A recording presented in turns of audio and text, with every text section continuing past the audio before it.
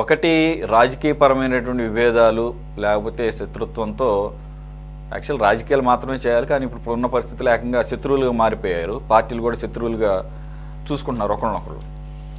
సరే, అది ఓకే, మీ పార్టీ ఈ రాజకీయాల్లో భాగం అనుకుందాం కాసేపు. కానీ మధ్యలో అధికారులను పెట్టేసి ఆడకత్తెరలో పోక చెక్కలాగా ఆడొస్తే ఈడొస్తే ఆడని చెప్పేసి ఫుట్బాల్ ఆడుకుంటామని చెప్పేసి తెలుసు కదండి. ఫుట్బాల్ ఆ గోల్ పోస్ట్ నుంచి ఈ గోల్ పోస్ట్కి, ఈ గోల్ పోస్ట్ నుంచి ఆ గోల్ పోస్ట్కి 2 టీంలు ఆడుకుంటాయి. అంటే ఫుట్బాల్ టైపులో అధికారులు ఆడుకుంటామంటే వాళ్ళు అంత కష్టపడి ఆ జాబులు సంపాదించింది వీళ్ళ బెదిరింపులకి, బ్లాక్మెయిలింగ్కి భయపడుతూ క్షణక్షణం ఆ రకంగా విధులు చేయమని వీళ్ళు ఆ అధికారాన్ని చేపట్టింది, అధికారులుగా పోస్టులు తీసుకుంది. ఇంకా మాట్లాడితే ఐపీఎస్లు ఐఏఎస్లు అయితే వారు ఎంత స్థాయిలో ఈ దేశానికి సర్వీస్ చేస్తామని చెప్పేసి ఒక ప్లెడ్జ్ తీసుకొని ఈ ఎమ్మెల్యేలు వీళ్ళు ఉండే తిప్పి కొడితే 5 సంవత్సరాలు ఎంపీ కానీ ఎవడైనా కానీ ఇంక్లూడింగ్ ప్రైమ్ మినిస్టర్ అయినా కానీ ఈ 5 సంవత్సరాలకి వీళ్ళు పెద్ద ఓత్ తీసుకుంటారు. కొంతమందికి అయితే అసలు ఓత్ పలకడం కూడా చేత కాదు, దాని అర్థాలు కూడా తెలియదు.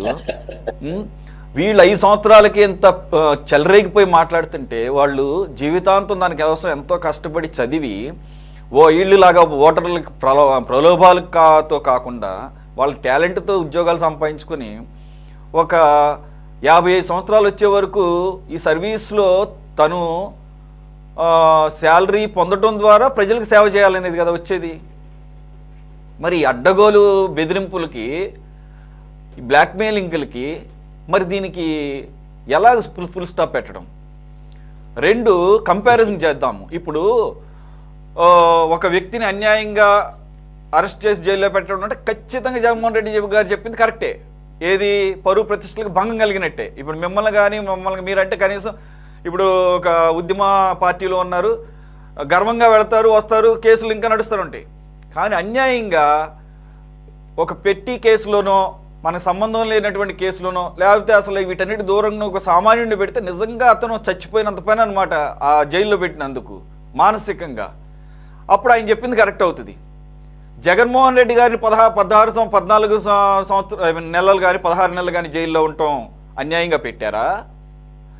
లేకపోతే ఇప్పుడు చెప్పినటువంటి ఎగ్జాంపుల్స్, ఇంకొకటి క్లాసిక్ ఎగ్జాంపుల్, తురకా కిషోర్ అనే వ్యక్తిని బయటికి రావడంతోనే లోపల వేశారు అని చెప్పేసి చాలా చూడటానికి కూడా మనకు కూడా జాలి అనిపించింది.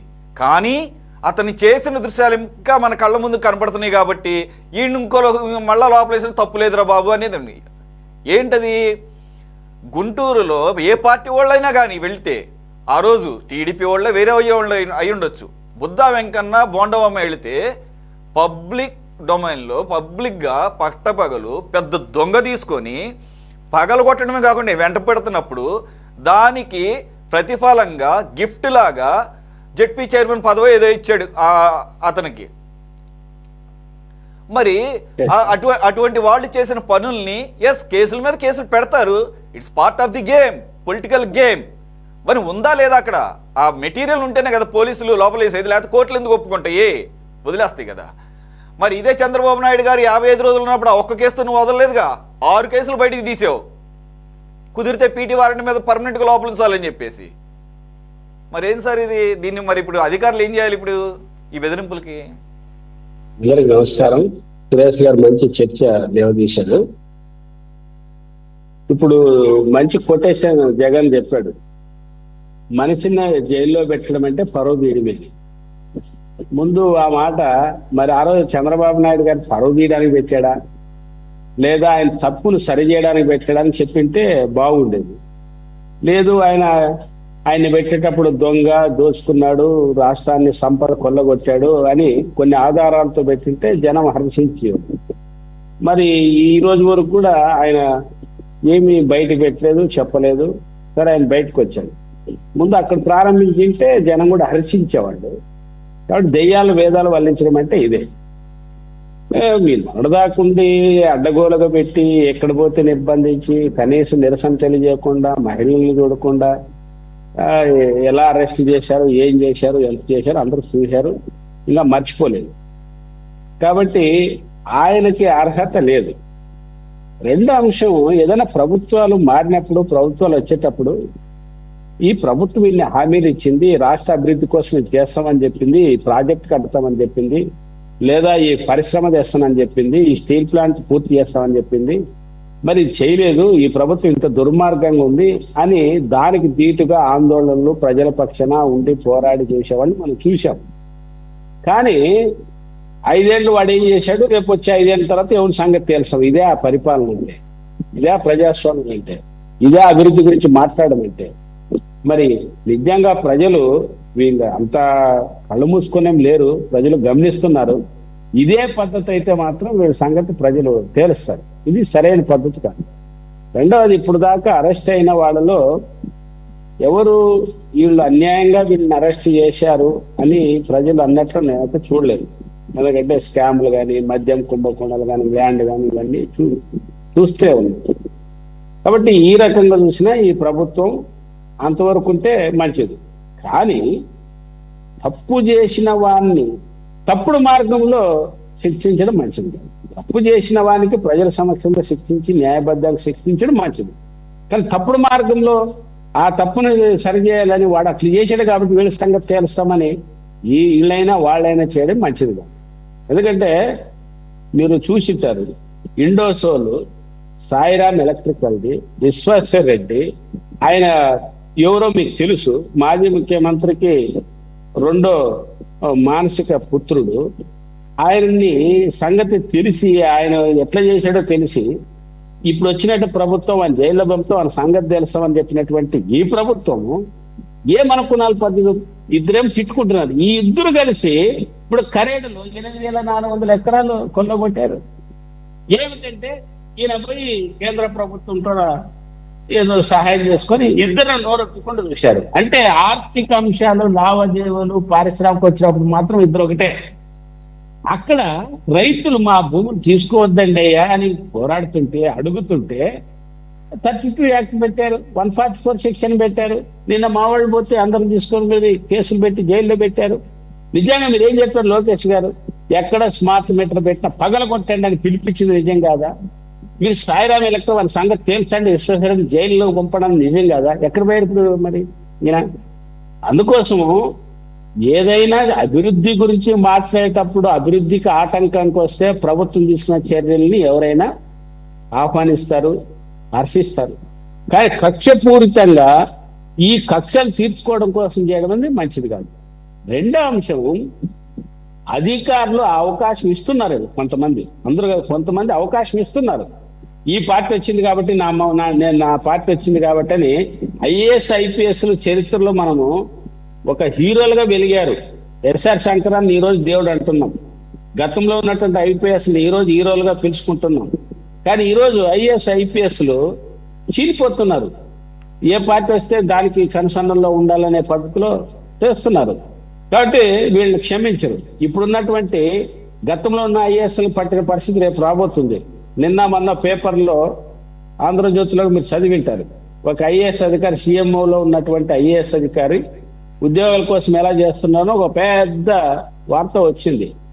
మరి చంద్రబాబు నాయుడు గారు అటువంటి వాళ్ళని చర్య తీసుకొని బయటకు పంపిస్తారని అనుకుంటున్నాం. కాబట్టి అధికారంలో కూడా కొంతమంది ఇట్లాంటి అవకాశవాదం కోసం, అధికార పార్టీలో ఉన్నటువంటి కొన్ని పదవులు పొందడం కోసం అడ్డదారి పడుతున్న వాళ్ళు కూడా ఉన్నారు. మూడో అంశం, కేంద్ర ప్రభుత్వం కూడా కొన్ని ఈడీల్ని, ఐటీల్ని పెంచుకొని ఎట్లయితే కొంత రాజకీయ అవకాశం కోసం అసలైనటువంటి నిజాయితీ పరులుగా ఉన్నటువంటి వాళ్ళని మనం చూసాం.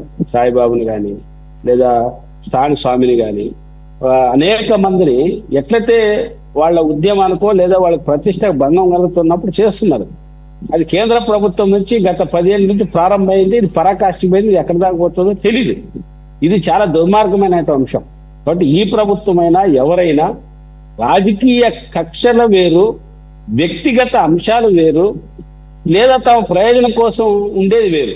ఇప్పుడు రాష్ట్ర ప్రభుత్వం, గతంలో ప్రభుత్వం, ఈ ప్రభుత్వం చూస్తుంటే రాష్ట్ర అభివృద్ధి గురించి, రాష్ట్ర ప్రజల గురించి, ఆర్థిక అంశం గురించి కాదు, దాన్ని ఎట్లా తొక్కేయాలి, వీళ్ళు ఎట్లా తొక్కేయాలి, రేపు వీళ్ళు నామరూపాలు లేకుండా ఎట్లా చేయాలి, ఇది కక్ష సాధింపు చర్యలు మంచిది కాదు.